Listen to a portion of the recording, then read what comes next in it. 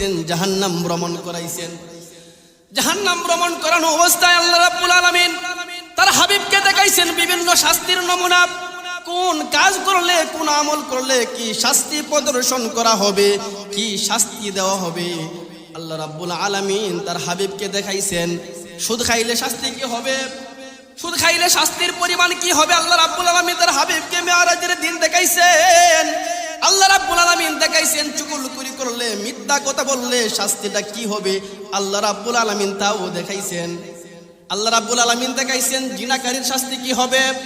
আল্লাহ রাব্বুল আলামিন এভাবেই সমস্ত শাস্তি, কার কোন আমলের দ্বারা কি শাস্তি হবে, আল্লাহ রাব্বুল আলামিন সব কিছু প্রদর্শন করেছেন, সব কিছু তার হাবিবকে দেখাইছেন।